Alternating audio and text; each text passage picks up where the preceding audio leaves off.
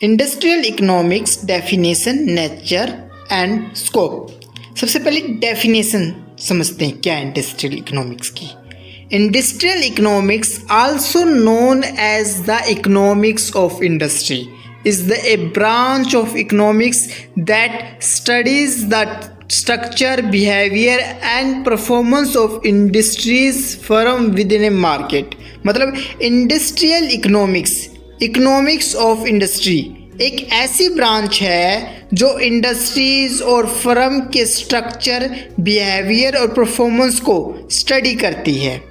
ये समझाने की कोशिश करती है कि it focus on understanding how industries function, how they interact with the market and how they are influenced by various factors such as market structure, production process, competition and government policies।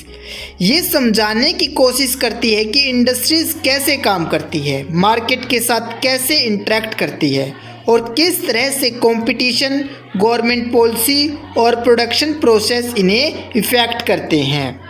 Nature of industrial economics, इसे कुछ की aspect हैं जो इसके nature को define करते हैं।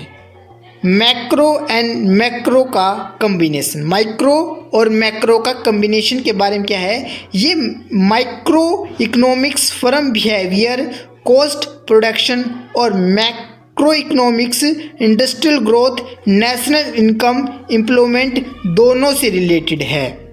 Interdisciplinary approach, इसमें इकोनॉमिक्स के साथ साथ बिजनेस स्टडीज़, मैनेजमेंट, फाइनेंस जैसे सब्जेक्ट का भी यूज होता है ताकि इंडस्ट्री को अच्छे से समझा जा सके। एनालिटिकल एंड इंफेरिशियल, ये थ्योरेटिकल मॉडल और रियल वर्ल्ड डाटा दोनों का यूज करता है इंडस्ट्री के बिहेवियर को एनालाइज करने के लिए।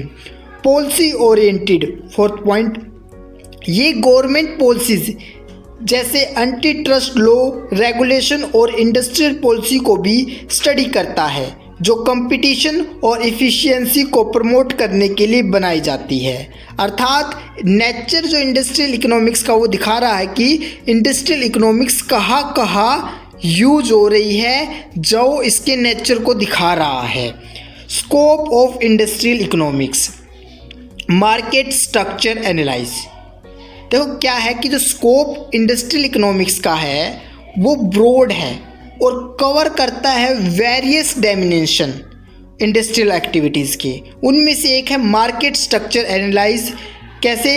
इसमें type of market, perfect competition, monopoly, oligopoly and monopolistic competition देखने को मिलते हैं।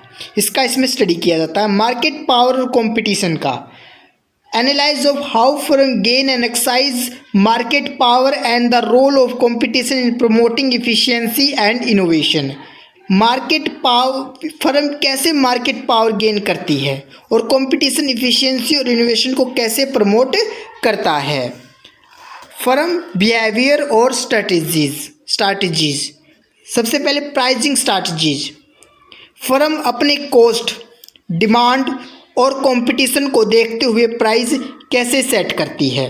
प्रोडक्शन और कॉस्ट एनालाइज, कैसे फर्म प्रोडक्शन और कॉस्ट मैनेज करती है और इकोनॉमिक्स ऑफ स्केल का यूज करती है।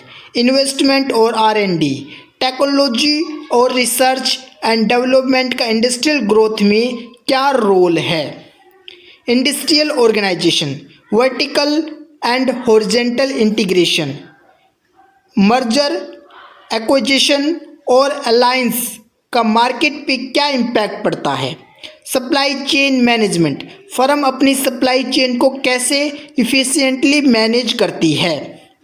रेगुलेशन और and public policy, industrial policy, government की पॉलिसी जो इंडस्ट्रियल ग्रोथ, इनोवेशन और कॉम्पिटिटिवनेस को प्रमोट करती है। Competition policy, antitrust law और रेगुलेशन जो मोनोपोलिस्टिक प्रैक्टिस को रोकने के लिए बनाई जाती है। Globalisation and industrial development, international trade, global trade का इंडस्ट्रियल स्ट्रक्चर और परफॉर्मेंस पे क्या इफ़ेक्ट होता है। मल्टीनेशनल कॉरपोरेशन, MNC का लोकल इंडस्ट्रीज और इकोनॉमी पर क्या इम्पैक्ट होता है। Technological change and investment, role of technology, technology कैसे प्रोडक्शन प्रोसेस और प्रोडक्ट डेवलपमेंट को इम्प्रूव करती है। इम्प्रूव इनोवेशन डायनेमिक्स, इनोवेशन का इंडस्ट्रियल ग्रोथ और ट्रांसफॉर्मेशन में क्या रोल होता है। तो इस तरीके से इसके जो स्कोप है इंडस्ट्रियल इकोनॉमिक्स के वो अलग अलग जगह पर है जो इसका अध्ययन करते हैं हम इंडस्ट्रियल इकोनॉमिक्स का, जो इजी कर देती है हमें बड़ी बड़ी कैलकुलेशन को सोल्व करने में। अंत में हम कंक्लूजन पर चलते हैं। इंडस्ट्रियल इकोनॉमिक्स एक इम्पोर्टेंट सब्जेक्ट है जो इंडस्ट्रियल्स के काम करने के तरीके, फर्म की स्ट्रैटेजी, डिसीजन और गवर्नमेंट पॉलिसीज़ का इंडस्ट्रियल परफॉर्मेंस पे इम्पैक्ट समझने में मदद करता है। इसका स्टडी करना ज़रूरी है ताकि सस्टेनेबल इंडस्ट्रियल ग्रोथ और डेवलपमेंट को प्रमोट किया जा सके। Thanks for watching.